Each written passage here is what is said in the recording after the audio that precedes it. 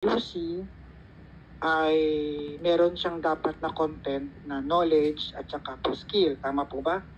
Galing po ito sa underpinning knowledge and skill. So what I did is po, lahat po ng knowledge na kinuha ko ay color blue and lahat po ng skill ay color green. I even put numbers po dun sa learning content. So I have number 1, which is blue, so knowledge po yan. Yung number 2 ko naman ay skill, so color green. And then number 3 ko ay green din. Kasi kinuha ko yung number 2 tsaka number 3 sa underpinning skill. Okay po? Okay po. Dun po sa katulad ng nabanggit ko sa iba, kapag po tayo ay nagtuturo ng learning content na knowledge, dalawa po yung content niya. Dalawa yung kanyang method na gagamitin. Laging fixed po yun. Una is modular, self-paced. Pangalawa po ay lecture. So mapapansin nyo, dalawa yung color ng ulo dito.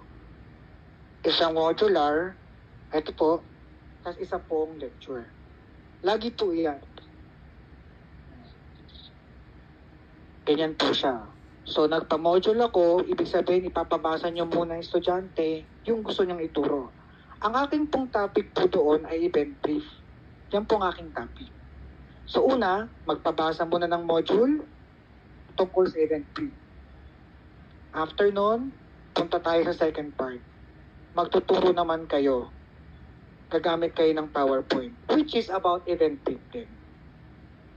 Kaya napansin nyo po, ito po, at saka po ito ay pareho ng title. Okay po? Intindihan po?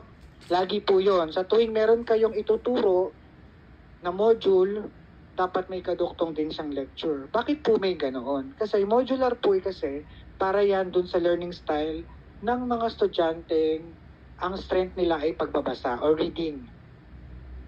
So hindi sila sa visual or auditory. So yung sunod naman po ay lecture para naman yan doon sa pwedeng auditory, yung nakikinig ng lesson. Kasi kagaya ng sinasabi ni Sir Rene, paano pag hindi ko naintindihan yung module? Nasabi ni trainer, okay lang kasi meron naman akong lecture para additional na approach or additional method para matuto ka. So meron po nagsasabi, pwede rin po ba na lagyan ng video presentation? Pwede po. Pwede nyong gawing 3 yung laman ng inyong content na knowledge base. Pwedeng mag-start kayo sa module and then followed by your lecture and then finally video presentation. Yung video presentation po ay very effective sa mga NC2. Katulad po yan ng barista, baking, tapos po katulad po nung kalasar ng air condition or yung nagsiset up ng mga equipment, kailangan nyo rin pong ipakita yung mismo sa video para naman po yun sa mga estudyante na visual ang pag-study. Okay po? So, dalawa po siya. Ngayon, yung sinabi ko naman po, ganun din kapag naman sa skill, 5 po siya. 5 yung parts. So, kung mapapansin nyo dito sa number 2, meron pa rin akong modular at saka lecture. So, sabi mo, bakit kailangan may ganyan pa? Kasi po, doon sa aking number 1, tinuturo ko lang dyan ay mga principles or methods na kailangan tandaan ni trainee. Dito po sa number 2, ito po ay more on the direction na. Kasi pag gagawin ko sila ng event brief, may ipapagawa ako sa kanilang document.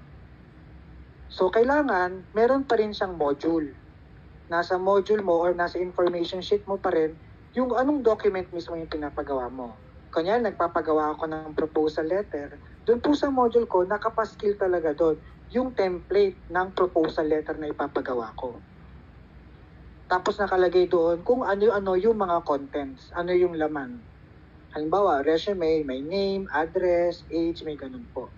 So kung halimbawa kayo po ay nagpapagawa ng ganyang skill, ilalagay nyo pa rin po yung direction. So katulad ng knowledge, meron siyang module, number 1, number 2, may lecture. Ito na po yung pangatlo, yung pinagkaiba niya. Pag skill po, may karagdagang demonstration. Ang demonstration po ay divided into 3 parts. May video presentation, Pagkatapos ng video presentation, trainer will demonstrate. Kayo naman po ang gagawa. Kung ano yung pinakita nyo sa video, yun din ang gagawin ninyo. Tapos after po nun, finally, yun na yung task sheet or job sheet naman. Si trainee naman ang gagawa. So, 3 po yan. So, kung meron po kayong skill, laging 5 yung laman. So, katulad itong number 2 ko, meron siyang 5 parts. Yung number 3 ko, na second skill, 5 rin po yan. Ganyan po siya. Hindi na tayo pupunta doon sa LO2. LO1 lang po tayo, ma'am, ha? Ayan po. Question po. May question po ba? Sir, tama naman po lahat ng LO gagawa ng ganito. Hindi lang dun sa napiling LO. Opo. Kapag session plan po, lahat po ng LO. Bali kung i-scroll ko itong aking ginawa, meron akong LO1, LO2, LO3 hanggang LO4. Kasi ang napili ko pong UCI 1. Apo. Yes, ma'am. Dun sa color coding na ginawa nyo, blue is because it's knowledge. Knowledge and po. Green is skill. So, because it's a knowledge, kailangan nyo lang pong i-provide ay 3, which is divided to modular lecture. Pero kapag skills po siya, a combination na siya ng knowledge and combination ng modular and demonstration. Kaya po naging 5 yung... Tama, galing. Tama po, yan. Kasi ang una kong ginawa talaga nung una yan sa number 2, ay nilagay ko lang dyan na i-demonstration tapos 3 agad. Ang sabi sa akin ni Rene, hindi mo pwedeng pagawin bigla ng activity yung estudyante nang hindi niya alam kung ano yung gagawin niya. So, yung modular mo dito at saka lecture mo, hindi siya yung katulad ng textbook na napakaraming laman. More on na yan, yung ano yung ipapagawa mo mismo, ano yung mga parts na kailangan mo, ganun, or mga equipments. So, itong modular na to, tsaka lecture na to, mas maiksi siya compared dun sa isang modular at lecture na knowledge. Okay po? Si Sir Gilbert po, yes po. Yes po, magandang umaga po sa lahat. Sir, meron lang akong tanong kasi nung inipresent ko sa kanya yung unang gawa ko na session plan, naglagay ako doon ng video presentation. Ang sabi niya, inalis niya yung video presentation. Nagtaka nga ako bakit dapat mas effective kasi kung tama yung sinabi mo, sir, effective yung video presentation. Opo. Oo.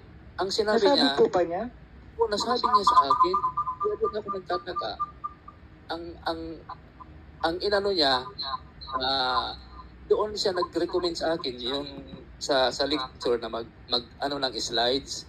Yun doon ka na lang Di ko na siya tinanong kung bakit hindi pwede maglagay ng video presentation. Ay, sorry po, Ma'am Reggie, nagtitipid po. Yan. Siguro sinasabi ni Sir po niyan, instead ka na mag-video presentation, is magsa-slide ka. Isasama mo siya doon sa...